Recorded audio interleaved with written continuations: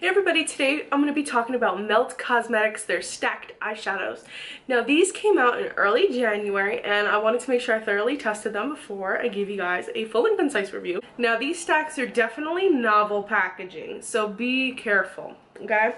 This is not your typical, oh my eyeshadow is safe and it's clicked close and I don't have to worry about it, I can throw it in my purse, whoosh, all willy-nilly and it will be fine. No, don't you dare do that to this because you will regret it and regret it hard, okay? This is a novel packaging in that each one of these little things, I'm so scared right now, please don't fall,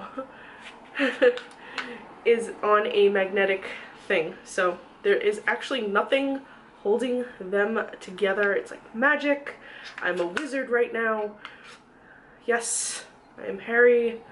And I'm a wizard right now. I'm doing crazy tricks right now for you guys. There's nothing holding them together. So when it comes to this, you can like completely remove them and that's it. It's like da da da da da da da, like ridiculous. So you have to be very careful. If you put this in your purse and one comes undone, you can wind up with shattered eyeshadow all over your purse, and I really don't recommend that for anybody. So this is not something that's easy to travel with. With that being said, the top is a mirror, so you have a nice little mirror underneath where it says Melt, so you can see yourself.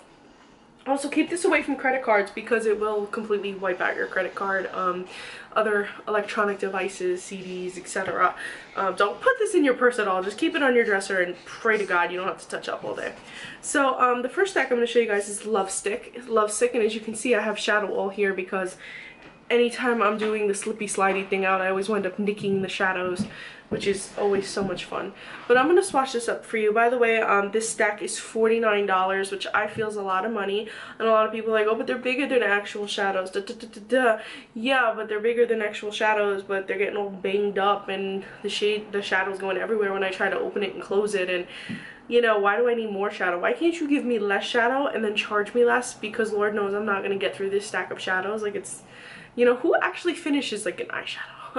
Who actually finishes an eyeshadow? So I don't know, but I'm gonna swatch this up. So this is the first shade and this is Promiscuous, and this is a beautiful shifting purple.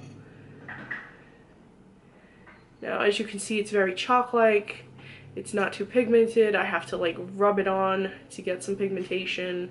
So when you use this product, you either have to layer it on very intently, use a primer, or just maybe wet your brush a little bit. You have to work this shadow. You're not gonna just get this in and then poof, you're gonna have what you see online. No, you're gonna need to work this shadow. You're gonna really need to rub it in there, scrape it off, you know, really fight to get your pigmentation when it comes to this product, which I really didn't expect I would need since it's such an expensive product.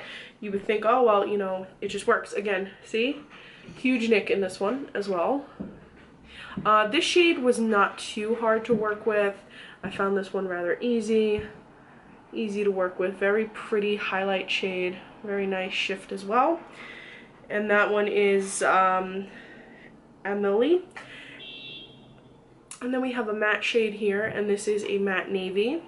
This was a little bit hard to work with. Smooth, pretty, but you know, hard to work with. Some of these felt like carbon to me.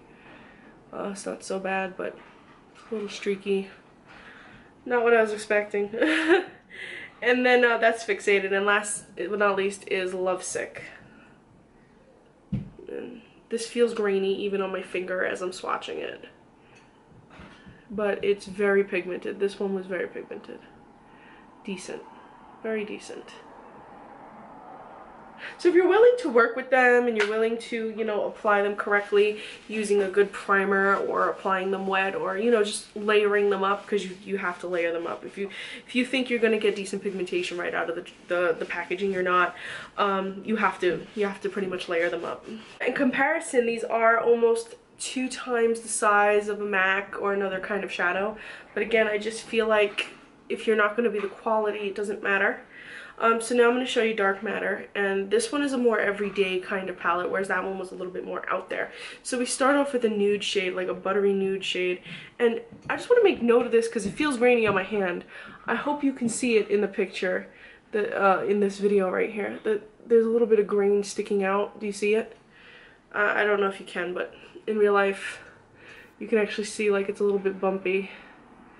So it's a nice buttery, really nice buttery. This shade was good. This one performed well. Nice buttery nude shade. Then, and that one is called Blur. Then the next shade we have is Unseen. And look at this nonsense. The shadow's all stuck to the magnets. So then the next one is Unseen.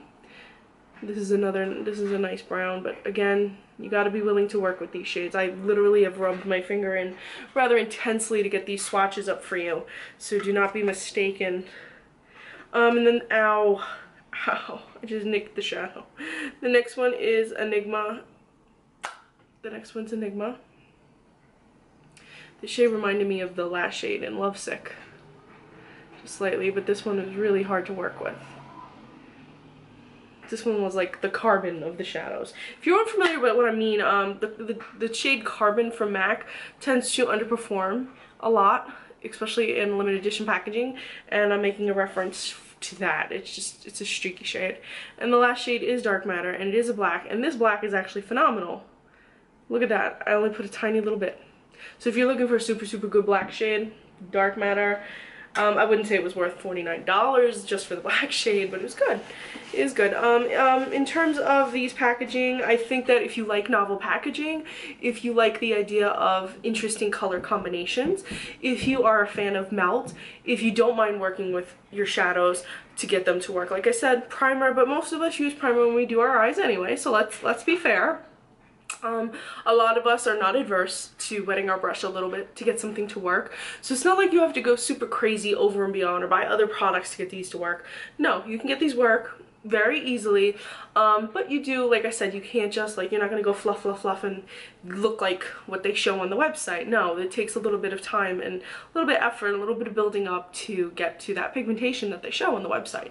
But that being said, a lot of these shades worked well. They blended well together. They were smooth. Some of them were patchy, like I showed you, a little bit carbon-like, but then we have the real winners, like that dual violet color, that violet color that shows the blue. Even though it's a little bit hard to work with, it's worth it once you get it working. It's very pretty. And then the dark reds and the black, that black, wow. It's good. So if you are interested, they are on the Melt Cosmetics website, but they are $49 each, so you're gonna be looking at spending over $100 just for 8 eyeshadows. And you know, to me, this doesn't, like, this is over, I'm holding over $100 in cosmetics in my hand. Yeah, a lot of you out there are like, what? Yeah, it's just too much. Personally, it's too much. And you guys know that, like, I usually don't say that. You know, I own Tom Ford lipsticks. So for me to say this is too much, just understand that, you know, I have no problem with more expensive products. I have a problem with products that underperform and have certain, you know, price tags attached. Anyway guys, thank you so much for watching. There are going to be picture swatches at the very end of this video along with an eye look. Please subscribe to my fashion and beauty blog and follow me on Instagram. I'm Recycled Stardust.